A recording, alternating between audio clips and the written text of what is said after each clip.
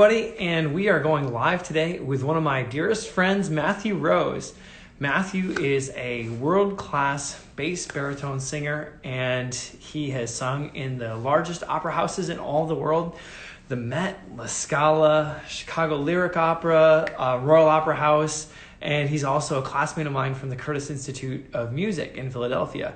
So let's see if we can get him on the chat here and see if he's ready to go live. I feel kind of honored to get to talk to a world-class opera singer and ask a bunch of questions about what it's like to be an opera singer.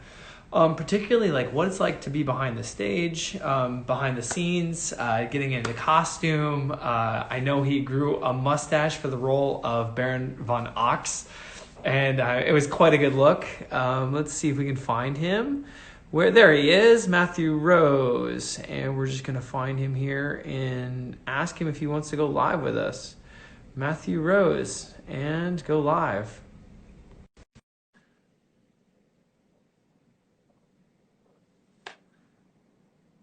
All right, we're waiting for Matthew to join. Hey, there he is. Hey, how's it going, Matthew? I need to get the right angle here, don't I? Hey, you even look tall on Instagram Live. Well, I don't know about really. I'm sitting down, if that helps. No, I mean, you look like you're looking down at me. That's kind of the view I'm always used to. So like, you can't see my bald Matthew. bits. You can't see my bald bits then, you know? I don't think anyone is tall enough to see that. Have you been growing this beard since you've been quarantined? Did you just start? Well, actually, we were just away. We just got back. But my beard trimming kit is here. I need a haircut, that's for sure. Oh my gosh, me too. My hair is how do we do bit that? We're all going to have lots of hair, aren't we, when this is all done? So. Hey, at least we're all in the same boat. I just want to say a quick hello to Joanne Bober, who's a really good friend of mine, and she's a huge fan of the Met. She's a New Yorker. And I also want to say hi to Hugo Valverde, who is an opera musician in the Metropolitan Opera.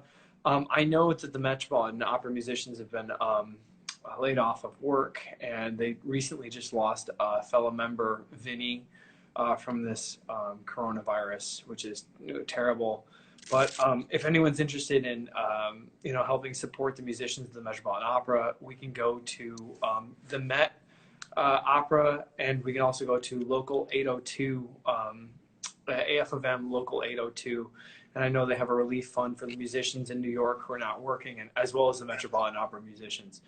Mary, let's see, we've got Mary Bowden here. And Mary from Curtis, remember? Yeah, Mary. It's great to see, Hi, great Mary. to see everybody.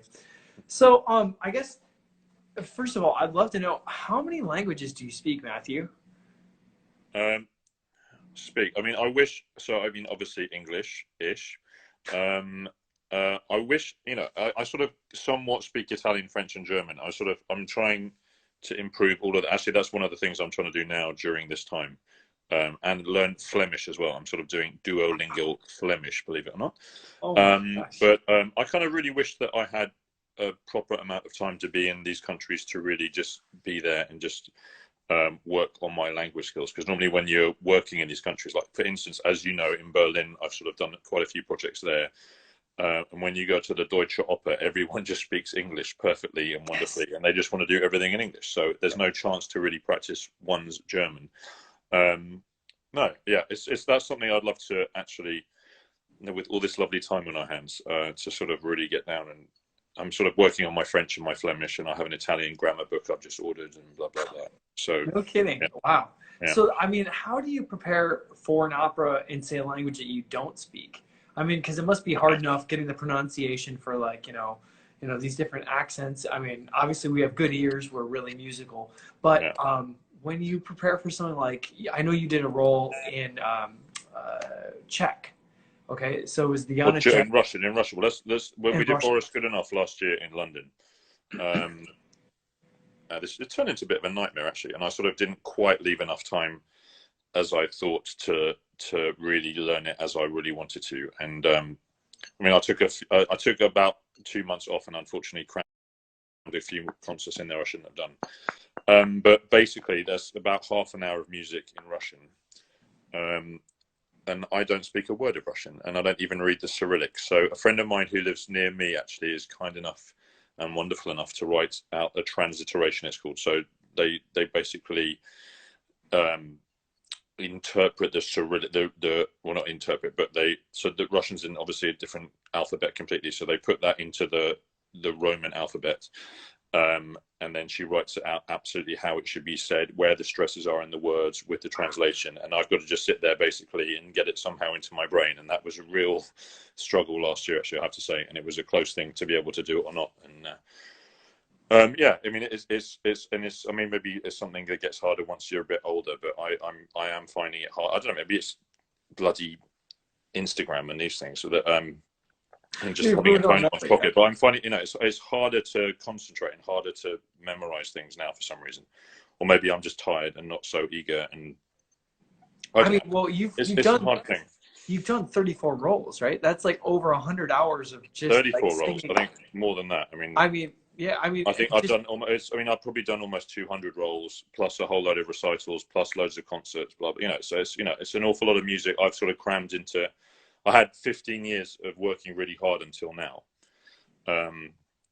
So this is actually I'm really actually enjoying just sitting on my bum and doing nothing at the moment. And because I've worked really hard, and it's not the easiest thing in the world for me to learn music. And I've had to work really hard over my whole career to be able just to survive thus far. So my brain is enjoying some time off, that's for sure.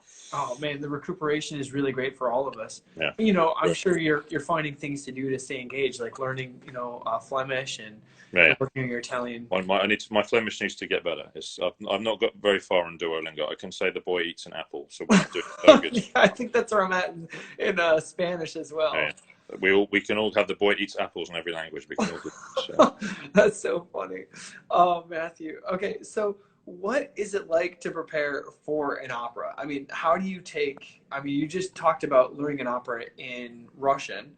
You talk about, obviously, it's really important for you to know what the text means. It's really important to kind of get into, like the story. First of all, do you translate every word for word? Do you read the libretto? What do you do? Yeah, I mean, luckily, like I said, my competence in German, French, Italian is quite good. So I get the majority of what is going on in all these things just sort of naturally just by reading it. But we are lucky so there was a very famous singer actually who spoke many languages and was a language coach at the Metropolitan Opera for many years called Nico Castel. And Nico very kindly and very diligently transliterated basically every opera in the repertoire. So if we want a working translation of any opera, transliteration, whatever, then there is a version that he has made of these operas, and unfortunately you can only buy them at the Juilliard stores in New York. Seriously, they're not available online? They're not really. They're sort of, unfortunately, they're all illegally available everywhere, and everyone has like photocopies of everything. And poor Nico Castel, he's dead now, but his family, he did all this work, and now everyone's sort of very badly misusing his very wonderful, diligent work and not paying for it. I've got about 20 of them here, so I feel like I'm doing my bit for the family. But so the one opera I am learning now. So basically, I think, unless Glyndebourne happens, we're supposed to be doing the Rake's Progress so rehearsals beginning in July and performing in August. If that doesn't happen, then I'm sort of free till October or November even, because I decided to take September and October off for a holiday.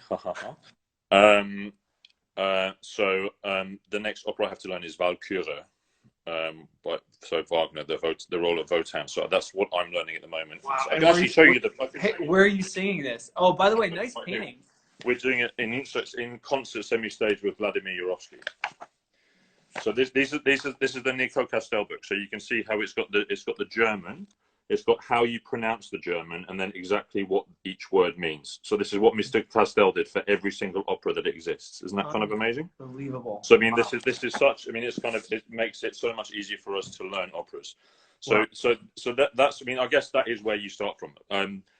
We have to get all the notes right as well. So it's a combination of getting the music right and memorized, and getting all the words memorized and know what you're saying. You have to know absolutely what everyone else is saying. There's no point being, we're singing actors, so we have to sort of react to everything else that's going around. So it's an awful lot of work to learn an opera. Like you were talking about Rosenkavalier earlier. That was the biggest opera I've ever had to learn. And I actually took 2 months off working completely just to learn it, and I just worked on it all day, every day, and it still was a struggle to get that in me. But you've seen that. You've seen me do that twice now, so I can do that. I can do that. That's what I was supposed to be doing now in Brussels in May and June, but that's been cancelled, unfortunately. I'll never forget seeing you sing with Renee Fleming Yeah. in the Royal Opera House. I mean, I was lucky enough to go, I think, to the premiere. It was the first one, yeah. And you were talking about the moustache earlier, how I grew a moustache. it was so, I loved it, man. Do you know what I kept in a bag? No, you didn't keep the mustache. Oh, gross. So, yeah. So in there, should I get it out? I don't know if I should get it out, really. There we go. There it is. You're welcome, world.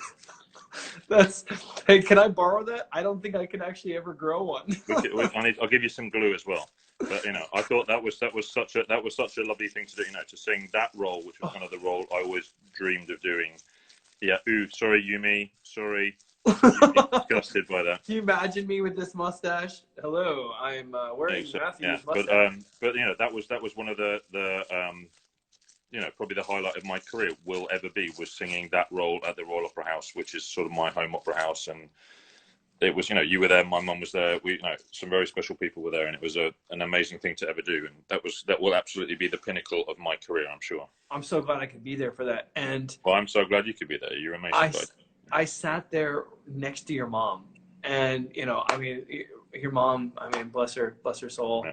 I know she's moved, she's passed. And, I'm sorry if this is touching, but when I sat next to her, I could just see how proud she was of you. Right. And, I'll never forget her saying how Matthew's quite a good dancer. He really is quite light on his feet for a big guy, in that second act where, I had to do a whole lot of waltzing, yeah. Yeah, mit mich, ohne mich. Ohne mich, yeah. Ohne mich, yeah, exactly. Yeah. Oh man, it's so fun seeing you dance like the waltz and just kind of, I mean, it really like took our breath away, but we're just really like, you stole the show. I mean, you were for us. I don't know if I stole the show, but I mean, that's the thing. It's not just about doing this stuff. It's about being this stuff. It's, when you learn an opera and you do an opera, you have to live it. It has to be such second nature that you don't have to think about anything. And sometimes it takes a few performances to do that. Sometimes it takes, you learn a role, you rehearse it for 6 weeks and do 7 or 8 performances, and then suddenly it's in your body, it's there, I mean, that's when you really, really know an opera. So like sometimes when one is doing a big opera like that for the first time, it's kind of good to go somewhere maybe slightly less pressurized and to really have the time to work on it and to really get it into your body. And then once you've got that, then you can be the character. The dancing comes because you are the character. You can do all that stuff because that's who you are. Wow. Matthew, I guess, how is it like, what are the rehearsals like leading up to the production? Leading up to the production, so how many weeks do you start? So if you're doing a new production of an opera, then you probably have a 6-week rehearsal period, of which 3 weeks maybe is in a rehearsal studio. Wow. And sometimes, so like at the Royal Opera House, you have a room that's big enough to have the whole set in. It's amazing. The Royal Opera House is absolutely amazing. They can build the whole set in for any opera in there. So you have 3 weeks. By new production, do you mean like new set, new? So when it's done for the first time. Or are you talking like absolutely like a new opera that's never been done? No, so it's a new production. So when a production, so like this Rosenkavalier was the first time it had ever been done in London. So you have, so once they've done it once, they often bring operas back as a revival, and then you always have much less rehearsal time. So you had 6 weeks, and there was a room. So probably about 6 weeks. So you have to turn up really knowing your music really well. Obviously, and if you can be completely new, fantastic. Sometimes you're a bit behind the 8 ball because life gets busy and you're not always as prepared as you absolutely should be. But that's sadly the way it goes sometimes. And then so 3 weeks to really etch out the opera. A director either really knows what they want and they tell you exactly what they want, or you really find it with a director in a room. Sometimes they're like, do this, do this, do this, do this, and you do it, and then you find your way in it. Or they're very open, and sometimes they don't even have ideas. Sometimes they say, "Well, do something for me, and let's look at it, and then we'll play with that." Blah blah blah. So it's a very different process depending on who is directing. Obviously, the conductor ideally is there all 6 weeks. Sometimes they're not. Sometimes they come like to do a run through at the beginning and then come to do later rehearsals. So yeah, so you have 3 weeks in a studio really grafting out the opera. And then you have probably 2 weeks on stage for a new production. So you do piano rehearsal. So you do piano tech rehearsals, which is just basically just making all the set works and make sure you're safe doing everything. Then you have piano run-throughs. Then you have piano run-throughs with costumes. Then you have orchestra run-throughs without costume. And then finally you have an orchestra run with costume and everything going. So everything's just building up. You know, it's like and in an ideal world, it's like cooking a fantastic dinner, and you get all the right ingredients together at the right time, so that when the first night happens, it's absolutely wonderful. You know. Wow. But yeah, I mean, it's a complicated thing. You know, you think there's sometimes hundreds of people involved in an opera. There's the lighting to do, there's the costumes to do, the makeup to do, the wigs, blah blah blah. It's an unbelievably complicated process. You know. And all right, well, I mean, number one, how do you decide your costume? I mean, do they decide that? Do you have any I mean, normally you turn up day one of rehearsals, and you're not really told. So you have an idea of what you think the opera is about. So take Don Giovanni, for example. So Don Giovanni, we know what Don Giovanni could be. It's set in 16th, 17th century Spain, blah blah blah, in Seville, and everyone's done it. So no one ever really does Don Giovanni like that anymore. So then you turn up on day one of rehearsals, and they give you their concept about how it's going to be. And for instance, it could be like the one in Deutsche Oper in Berlin.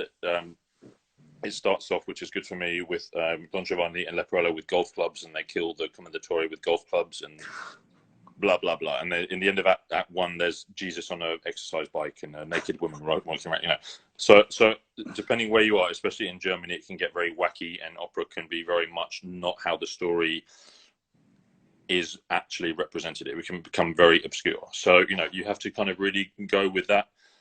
Hopefully the director is good enough, and their process is good enough, and their understanding of the piece is good enough that it absolutely makes sense, and you absolutely can go with them. Sometimes, unfortunately, it doesn't quite go like that. So, okay, it's like for you. It's like for you. A conductor turns up with a piece and has his understanding and interpretation of how that piece should go.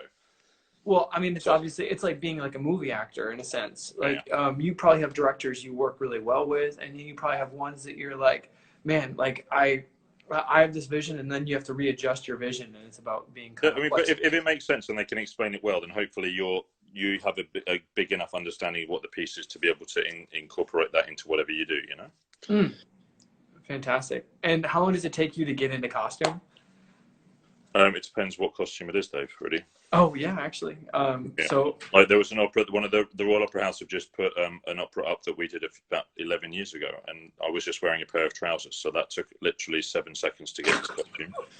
And sometimes it takes a long time. I did an Othello in London where I had 3 layers of leather, and it all had to be tied up, and it was a proper fantastic Tudor-esque interpretation of Othello, and we had these amazing costumes, this leather costume. It was in the middle of summer in London. It was very, very hot, I remember, and having layers and layers of it was good. I lost some weight that summer. That was good. Oh my gosh. I mean, obviously you have a lot of stories about traveling around the world and doing these operas. Do you have any fond memories of kind of ones where you're just like, oh, that wasn't supposed to happen, but it did, and let's roll with it? Yeah, I mean, it's actually very few times it's absolutely an ideal situation. Everything goes very happily and everyone works together very well, and everyone, it's very rare that happens. But actually, I mean, the last few months I've been doing lots of nice things where it's been coming together really well. Like we were just in Chicago in the fall doing Don Giovanni, as you know. It was really nice having you here. It was, thank you so much. And it was a great team. We had a fantastic conductor, and the whole cast was completely on board with it. You were there, you saw it. It was really good. That was one of the really good ones. And Don Giovanni is a piece that is completely in me. It's something I could do every day of my life very happily. With James Gaffigan, who is also, thanks to you, going to be our guest on Friday. So is he really? Yeah, we can hear. Very exciting. We can hear James take. He'll have a slightly different camera angle potentially. Maybe the same one. You never know. You never know. But so it's sometimes you go, and I mean it's really hard work, and you're just surviving. And sometimes it's like the biggest joy in your life. And maybe as I get older and tireder and crankier, it becomes harder to really appreciate the really great times. But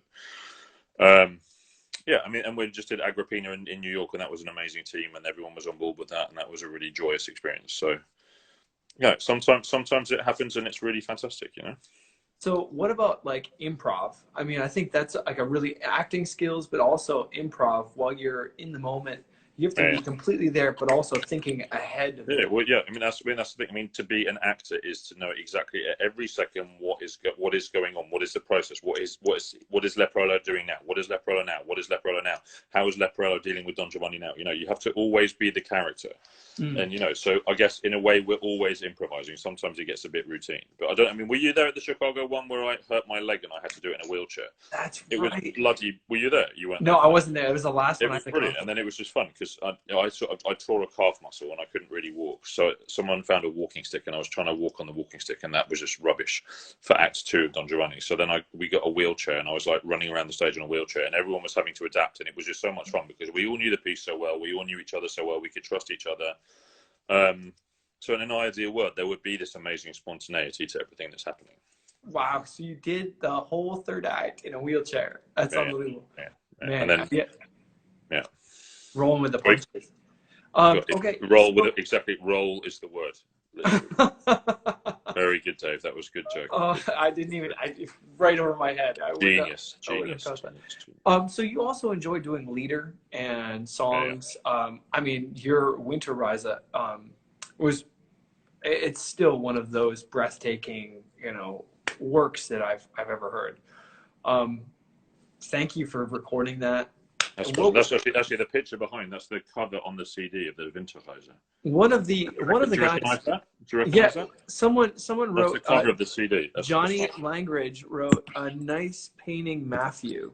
Yeah, yeah. Yeah, so Johnny Langridge. He knows his art. Johnny Langridge. He's good.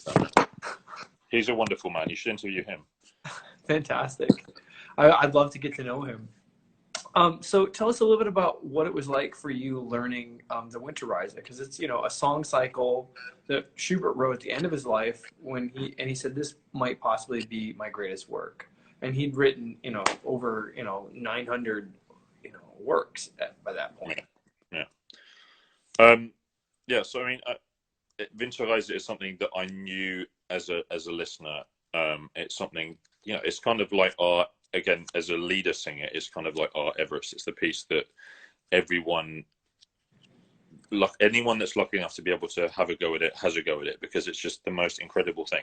It's 24 incredibly sad songs that Schubert wrote when he was in a horrible situation. He knew he was dying. He knew his life was ending, and he put down on paper this amazing journey of this man who had no hope and was completely desperate.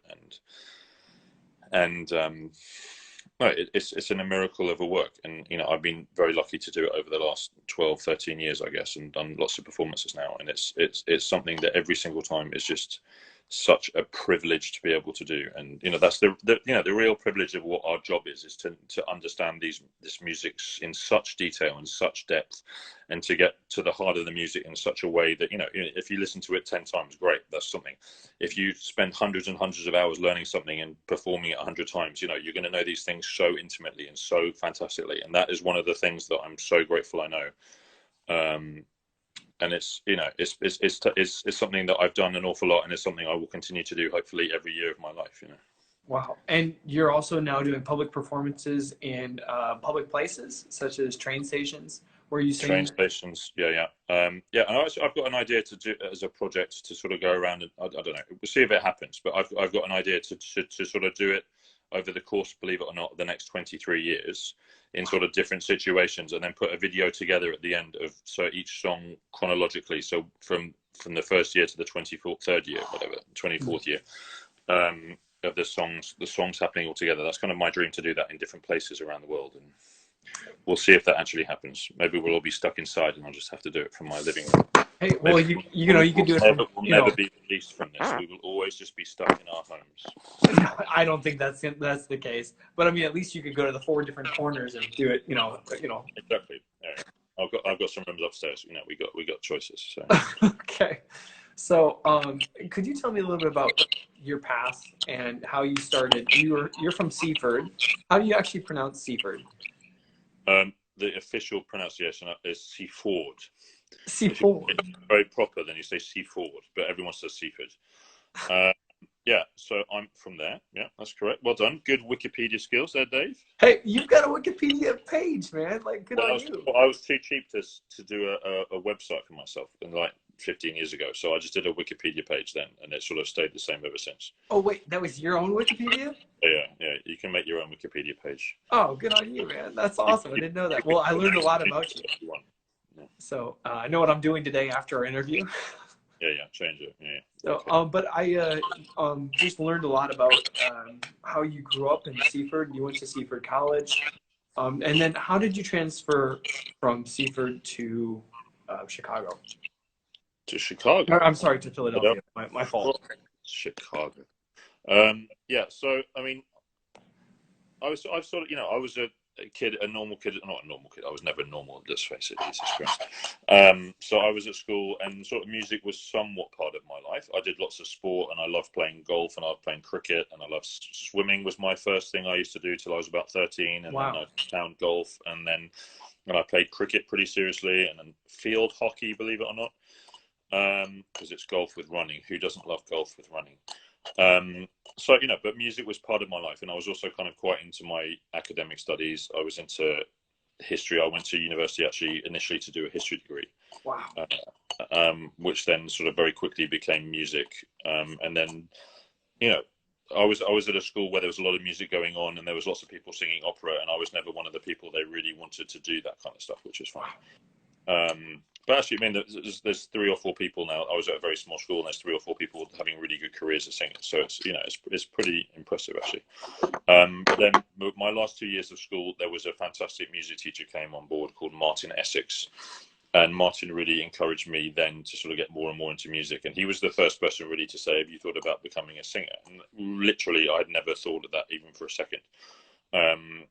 So he said that one evening. I think he was drunk as well. I was babysitting his kids, and he came home and goes, "No, you should have a career as a singer." And I was like, "Yeah, whatever. You're drunk."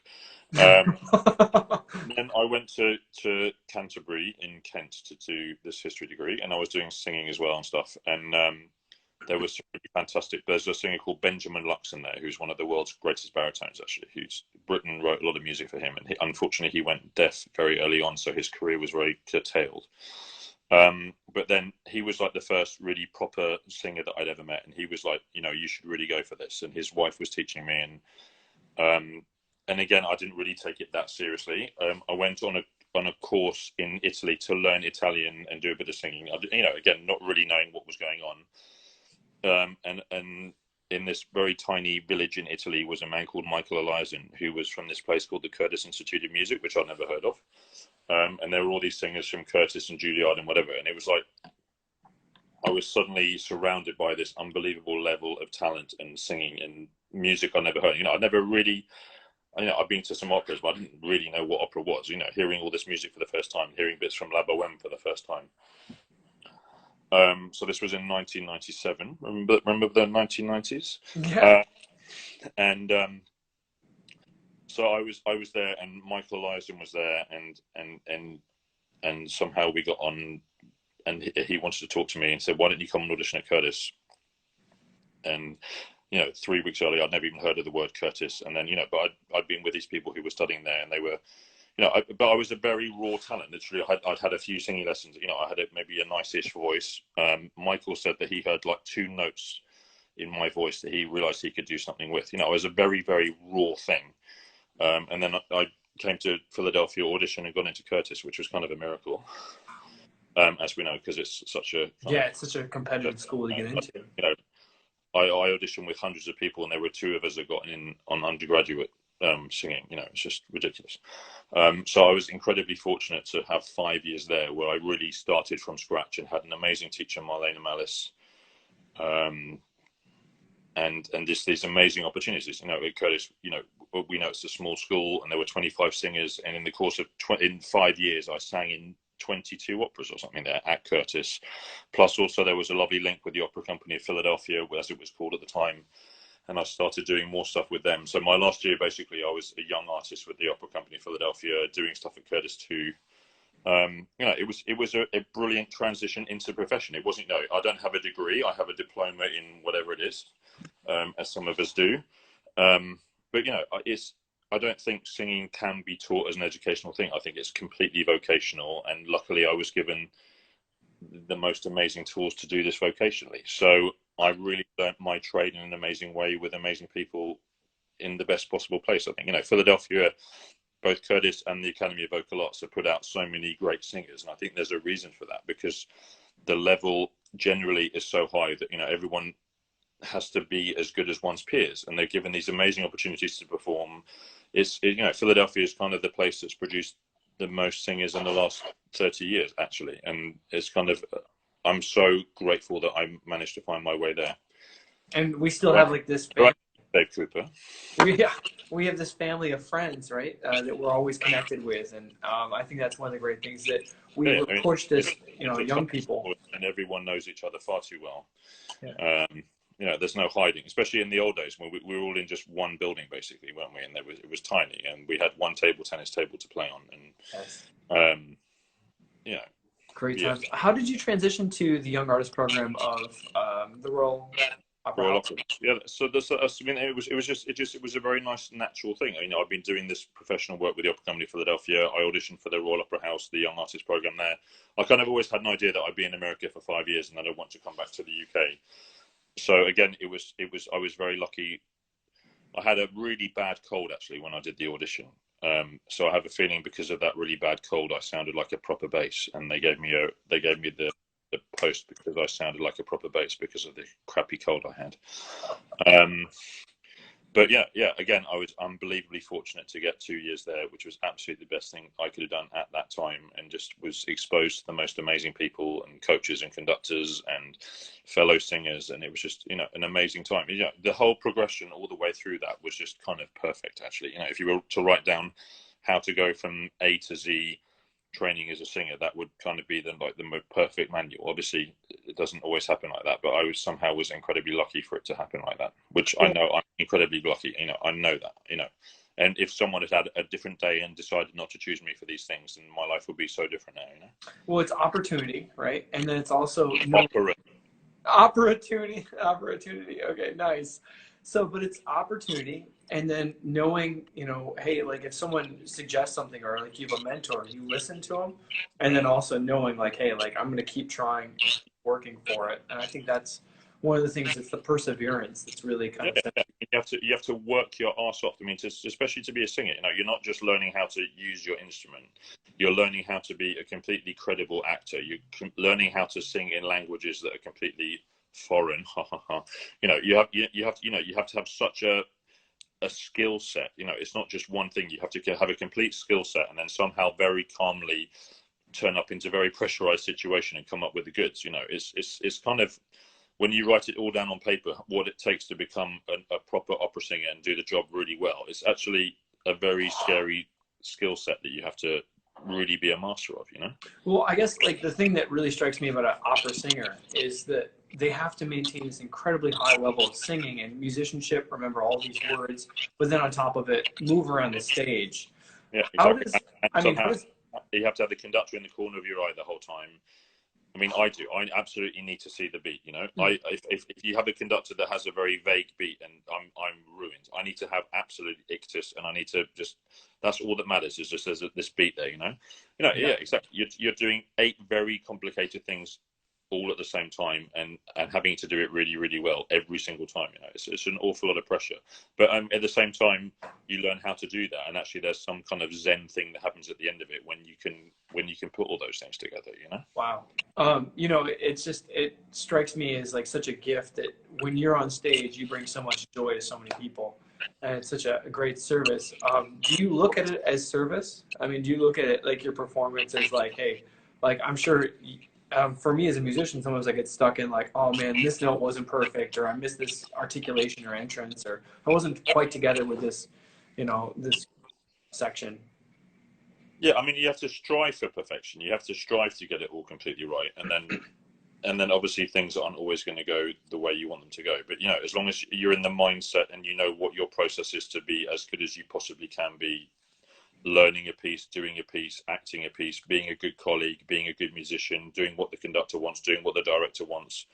Yeah, I mean, it's all a little bit of a compromise. I mean, my favorite rehearsal is always when we just have a rehearsal called the Sitzprobe, which obviously means the sitting rehearsal, which is when you just the singers and the orchestra, and you just get to be there and do what actually you're trained to do, which is be a musician and just sing, and it's wonderful. It's the same doing concerts with orchestras. You know, you're just doing one thing. You know, when you're trying to do the acting and doing all this stuff, and you got a weird costume on and a wig, and it's amazing.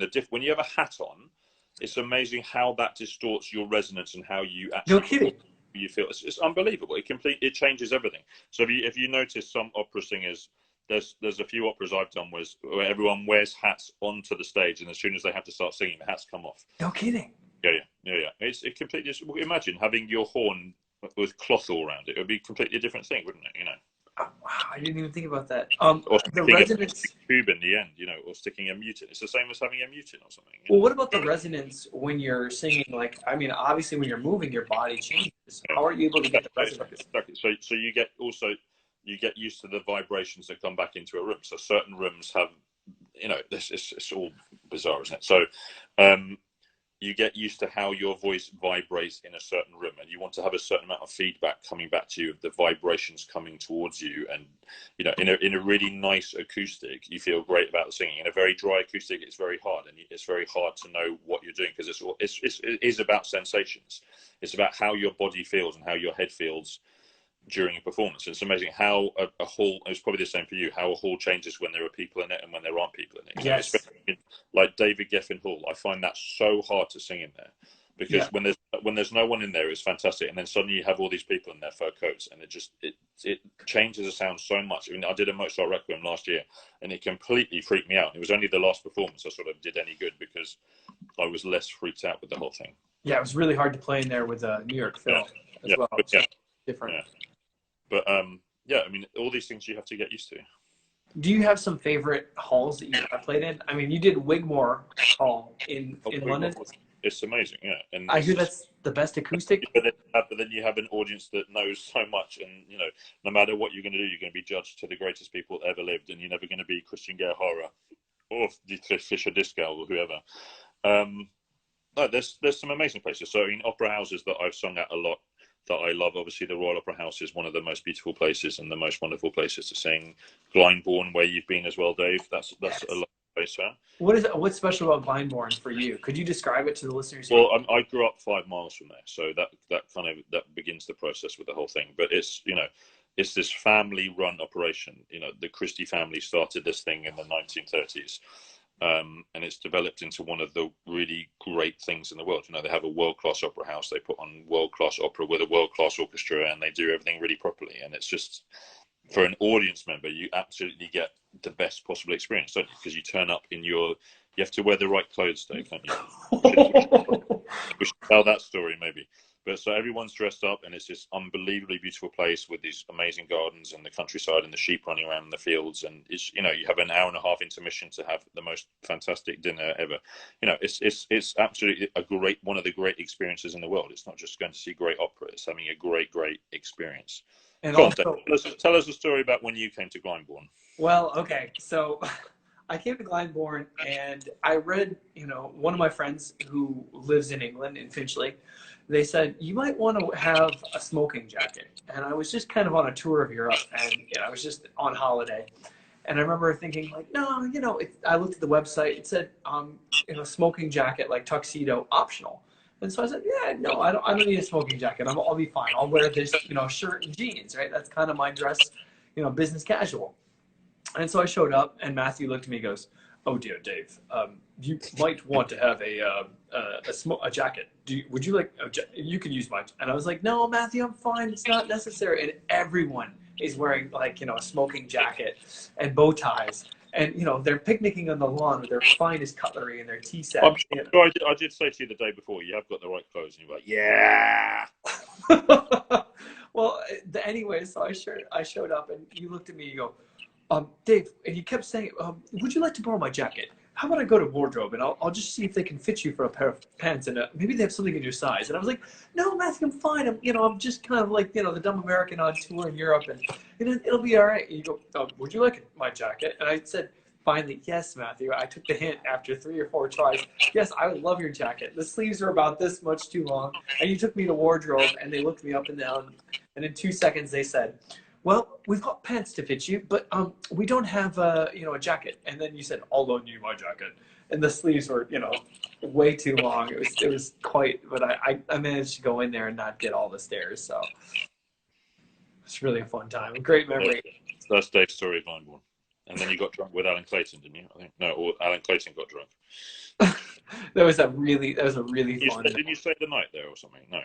No, I ended up going back to London. I took the train. It was really late night. But then I had to go off somewhere the next day or something. I can't remember what. I was going to Switzerland, I think. Wasn't I? Wow. But yeah, if you haven't had a chance, Britain was actually at Glyndebourne, or he had residence at Glyndebourne. I mean, so Britain is from Aldborough, and that's another place that I love very much that I was coming on to. But he did 2 of his early operas. So he had amazing success with Peter Grimes in London in 1945. And then John Christie, who was the owner of Glyndebourne at the time, realised that Britain was a big card. So he invited him to come and do 2 operas. So they did Europa Lucretia, the one you saw. And then Albert Herring, so 1946 and 1947, they did those 2 operas at Glyndebourne. And they didn't get on very well, Mr. Christie and Mr. Britton. So that was the last time Britain was there, and actually it took till 1981 for Britain to be performed at Glyndebourne again when they did Midsummer Night's Dream after Britain had died, actually. But no, so Aldborough is somewhere, so where Britain lived, where he created this amazing concert hall facility at a place called Snape Morton. Have you been there ever? No, I've never been. No. Right, so this is up in Suffolk. It's about 2 hours northeast of London, I guess, on the coast, on the Suffolk coast. And he created this, Britain was very much a man of his own community, and he wanted to create in his community somewhere where world-class music could happen, and he could bring his world-class musical friends. So in 50, I can't remember, around 1950, I guess, he and Peter Pears and Eric Crozier started the Aldborough Festival. Wow. And that's somewhere I've spent an awful lot of time. When I was studying at Curtis, actually, it's where I came back to do lots of masterclasses and met lots of amazing people, including Johnny Langridge's mum, Anne Murray, who taught me there. And it's somewhere I go back often. I love it more than anywhere in the world, actually, I probably could say. And I'm also a member of Aldborough Golf Club, so that helps. So I get to go up there and play golf. That's right. You're quite a golfer. I used to be quite a golfer. And you've played. I've had a couple of really terrible years. It's not good. So.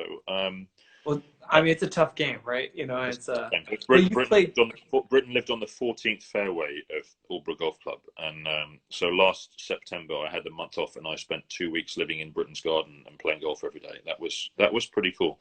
We were trying to see if we could stay there during the coronavirus, but sadly they had to shut the whole thing down. But that would have been nice, wouldn't it, to spend years there? Unbelievable. So you've played golf with Bryn Terfel as well. He's quite a golfer. Bryn Terfel's played golf with me is the way it works. Some might say. Bryn's, Bryn was, I hope he's not watching this. He's probably not watching this. He's got better things to do. But as a student, as a young singer, he was my absolute hero. He was one of the, or he is still, but is a legendary, amazing, brilliant singer, and so captivating on stage, and the most amazing vocal ability, etc., etc. And yeah, so he was always my hero. And then I remember we did one of my first operas I did at the Royal Opera House when I was a young artist there. I hope I'm not talking too quickly for everybody. I talk very quickly. We did Gounod's Faust, and Bryn was Mephistopheles, and I was the role of a soldier. Just meeting your absolute hero for the first time was an amazing thing, and I was completely in awe of him. And then he found out I played golf, and then we started playing golf together. So we played a lot of golf together actually over the years. And wow. He's a member of a really fantastic golf course down near Heathrow Airport, actually, called Sunningdale. So I've been there many times with him, and he's had a horrible accident actually a couple of months ago. So hopefully he's doing better now. A really bad leg accident. So hopefully he's doing better and he's recuperating. You said a lake accident? A leg. Oh, sorry. My British isn't. I need subtitles. Yeah. But tell me about it. So you've played. Was he a mentor with you as well? Did he help mentor you? He's never really been. Bryn's probably he's just a. And they always say don't meet your heroes, but he absolutely is the most lovely generous, wonderful person. You know, he's never really, you know, we've spent time together, and he's always encouraged me to do stuff, and he's sort of got me some nice work and stuff, and he's encouraged me to do certain things without really being a complete mentory presence. I mean, there's other people that have been more like that. John Tomlinson is someone actually who is really someone I go for walks with, and we talk about stuff. And John Tomlinson? Sir John Tomlinson. Do you not know him? John Thomas. I'm sorry, I'm not familiar. Have a look at him doing Wotan with Barenboim. It's like amazing. Wow. The man's, you know, he's a phenomenon. And actually, when we did Boris Godunov, so this was the great thing. This Boris Godunov we did last year. It was Bryn was Boris Godunov, and John Tomlinson was VerMeulen. So I got to do an opera with my two heroes, you know, my two bass heroes from the UK, and wow, that was unbelievable thrill actually to do an opera with those two. That's full circle. You know, and Bryn was just, you know, just come on, learn the words, Rosie, learn the words. And then John was always, you could be doing this better, you could be doing that, but you know, it's funny, isn't it? Some people give advice in different ways as colleagues and mentors. But yeah. Oh, that's fantastic. Do you mentor any other young singers right now? Yeah, that's something that I've really enjoyed doing. It's something I've been doing.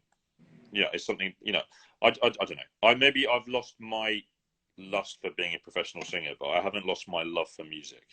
And I really enjoy trying to help young singers, you know, and just helping them work out their process of becoming a better singer, performer, about understanding how to get into the profession. I mean, it's so hard, and especially in this day and age of Instagram and Twitter and stuff, you know, everyone wants to be famous in 5 minutes. And unfortunately, it's something that takes an awful long time, and you should take everything so slowly. It's a very slow process, you know. I mean, it took me 15 years probably doing this as a career to really get to the places I think I should have been doing, you know, 15 years before. But I had the patience and the gumption to sort of take it slowly and to understand that this process was slow. So it's about slowing people down and making sure they're doing the right things at the right time. And, you know, and agents want to make a quick buck on the next thing that's famous, whatever, blah, blah, blah. So it's about really helping people to have long, happy careers doing the right things at the right time, you know? Wow. So that's something I really enjoy doing. Maybe the people that I help out don't think so. Maybe they think I'm a big boring bastard. But you know, it's something I really, really enjoy doing. Actually, you know, there's quite a few people that I'm in touch with, and I've learned sort of the last few years how to be a good singing teacher as well, I think now. So yeah. I mean, that's what really floats my boat now, Dave. To be honest, I mean, giving back to our community is something that like really helps us to feel part of, and it really helps us to, you know, for me, it gets me out of myself, right? If I'm like having like a day where I'm like, oh man, I'm just not perfect on the horn, or I'm feeling a little bit down, I go help another horn player, or I go help another person, and you know, I feel. And it's so important that our industry happens in such a good way. You know, I worry that the future of opera is not going to be what it should be because people aren't doing things in a slow enough, calculated enough way. You know, people want to be way more than actually they probably should be at any given time. So I really want a healthy industry. You know, we want the opera world to be in an amazing place in 20 years time, and that's only going to happen if people are coming through and doing absolutely the right things and singing brilliantly and being really interesting performers. That's how it's going to survive. That's how it's going to be wonderful. You know, that's what we have to really focus a lot of time and skill on, and that's something I would love to do more and more, actually, to be honest. I mean, I still want to perform and do things, but you know, I'd love to do more and more teaching and more mentoring, and you know, it's such an important thing, and it's something that gives me so much joy, I have to say. Oh wow! I mean, you mentored me. You taught me the text for the Britain Serenade, and I'll never forget how much life you gave to the piece because I understood the text.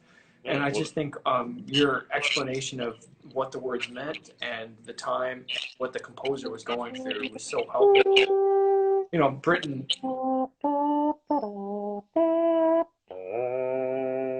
There we go. That's my There it is. No, but that, I mean, and that, you know, Britain is a composer that is so dear to me. The man understood what text and putting text to music was in a way that very few people did, and he understood how voices worked in an amazing way. And he wrote that piece, and that I think that is his greatest piece, the Serenade. I think it absolutely is his greatest piece. Is something I've loved for a very long time, and you know, the privilege of working with someone of your caliber, Dave, on that piece was, you know, I was so completely honoured, actually, to be honest. Wow, I mean, it was... we went to what's it, Southern Methodist. When we were at Southern Methodist at the university, and I was trying to sing the tenor part with you. Yes, yeah. When you got to be too high, you sang it down the octave. Yeah, that was so much fun. Oh, Rose, thou art sick. Oh. But it's it's like he's talking about real things like that Catholic guilt and having to be a closeted gay No, person. the whole thing was a very brave piece for him to do, and he wrote it for his partner Peter Pears at the time. The whole thing. Britain was actually a very brave man, and some of the subjects that he, even though he kind of had to hide very much in his life who he actually was, he was very brave in actually putting out what he did do. Wow. Matthew, I want to go back to something you said earlier about Britain giving back to his community and to being a part of his community and bringing the opera festival to his community. Is that something that you're interested in doing? I believe you're doing something like that in Edinburgh. Oh, not in Edinburgh, but in no, in London. I've been. I don't do it anymore. But I was working there. Where I live here is a place called Blackheath, and we have these beautiful concert halls that were built in 18 something. And so in 2007, a friend of mine got the job as community engagement officer. And then somehow between us, we started doing these community operas. So it's a chorus of about 100 local people, professional opera singers, professional directors, as a mostly amateur orchestra with some professionals. So for 11 years, I guess I was really involved in that and helping with that. And we started a children's opera. So Britain wrote the piece called Noah's Flood, which I think is an incredible piece, and it brings in children, and children are completely involved in the piece. They sing and they act and they dance, and it's just wonderful. So we did that a few times, and then as a result of that, we started a children's choir, which is kind of based on the El Sistema model, and we have 100 kids coming in every week to do that. That's something I really did a lot of here and set that up here, and I'm not involved in that so much anymore, but that was really something that I loved to do. And I never wanted just to be a singer, and unfortunately, maybe lots of people wish I was just a singer because I always turn up a bit unprepared, whatever. I love to do all these other things. I love to help people. I love to bring music into other people's lives. It's just to open the door to this amazing world that we're privileged to know so well and be part of. It's the most important thing we can do, and so that's really what I feel like we did there. Can I just say that one of your dreams is maybe I'm putting the horse in front of the cart, or the cart in front of the horse, however you say it. You want to conduct a Beethoven 9 with all of your friends? Mahler 2, Dave. Come on. Mahler 2? Okay, Mahler 2. And this is going to be for your 50th birthday. Where you're going to bring in all your friends from all over the world, from Curtis, from London Philharmonic, from orchestra of concert LSO. masters everywhere. No, it's going to, yeah. I mean, let's hope we're out of quarantine by then. In 2028, yeah. So this is my dream. I haven't quite decided where to do it yet. I need to work out where to do it. I've got some ideas. Maybe Albury might be nice. Unbelievable. Yeah. So yeah. Hopefully you're booked in. I've got a little book somewhere that I've got. I write people's name. When I mention this to people, they say, I booked you in for your. Do you want to do off stage horn, or you want to be on stage? Oh man, I want to be on stage with you all the time, man. Yeah. So I guess that ties into like a really important point. What advice could you give to young musicians and singers right now that might be struggling with this period of stay at home? Okay, it's really crap that especially people that are sort of starting off on careers and haven't got work, and they're really worried about money. I completely get that it's a horrible, horrible time, and there's this insecurity, not knowing when we're all going to get back to it. It's horrible, and thinking that if they're not prepared financially for this time and they haven't got any money, what a horrible time this is going to be. No, it's a devastating, terrible time. But at the same time, I mean, I'm very lucky to have now, for the first time in my career, some proper time just to sort of absorb things and to think about things and to learn music in a different way without any pressure. I've got till January to learn Valkyrie, and it's just great. And I'm spending 2 hours a day just looking at it and just letting it filter in a very nice way, rather than waking up at 6 o'clock every morning and doing 3 hours of work before I go to rehearsals for something else. And so for me, it's a time of complete repose, and I'm really loving this time. And we were down in Cornwall for 3 weeks, which is so beautiful. Unfortunately, we had to leave because they had to shut all the rental accommodation because they have a population of 500,000 people and 15 ICU beds. So there was no right that we could be there, but it's just wonderful. And just walking around, we saw the dog earlier. She's still asleep, actually. Maybe we should bring the dog in at some point. But just having time to go walking for 6 or 7 hours a day in this beautiful countryside. The spring in England is so lovely. It's super warm now, and just having some time just to switch off and not feel the pressure for bloody once, you know. It's a really pressurized job we have to do, and we have to be so good in so many ways, and just not having to do that for me right now is actually wonderful. You know, it's something I probably was burnt out last summer. I was completely burnt out, and I was probably burnt out a couple of years before that, just because I've worked really bloody hard over my life, without really stopping. And then you stop, and suddenly you realize you can smell the flowers and you can watch wonderful you know, I never watched any TV shows or anything. You know, I've already watched 3 series on Netflix. You know, I never do that. And just sitting on my couch. I remember when I bought this couch 2 years ago, I was really considering whether I needed to buy a new couch or not, because I would never spend any time in my house, because I was always doing stuff and trying to make things happen, blah blah blah. And now suddenly we got time to enjoy it and just to be. And you know, I think it's great for the world in a way. You know, it's a horrible thing, and financially it's just disastrous, and it's changing so many people's lives. But at the same time, for the world, for us all just to stop and sit back and just sort of, I think, you know, I'm really enjoying the time. Hopefully we won't get sick, and hopefully that won't happen, and other people won't get sick. But you know, I do see the positiveness in this time. You know. Wow, it just sounds like you're being really grateful for what you have, you know, for the time. And it's made in London. Normally you have aeroplanes all day, every day. Just all you hear is aeroplanes. This is where they all turn to go into Heathrow. I haven't heard an aeroplane for 3 days. Since we came back, I've not heard an aeroplane. It's a different world, isn't it? Maybe planet Earth needed this reset, and I know it's horrible in so many ways, but at the same time, I can see how it's, you know, we have to take this as a great opportunity to reset, to think about things, to have conversations like this, to, you know, to talk about our lives in a way that we probably didn't do. And you know, we can all learn how to do things better and calmer, and to treat the planet better. And this is maybe the time that planet Earth wants us to do that. So wow. Could you just finish by saying why arts and music are so important in this time? What does the arts provide for us? What are the arts, you know, why is it crucial? No, but I mean, especially music. I mean, I'm sort of doing this thing on Twitter with Stephen Islis, the cello, where we're sort of giving music backwards and forwards to each other to sort of, I don't know, it's not just for us, it's for people that, because people get stuck in their own little world. So it's good for people that love instrumental music to hear some vocal music, and vice versa. You know, I mean, music makes us feel so. It makes us feel, doesn't it? It makes us think.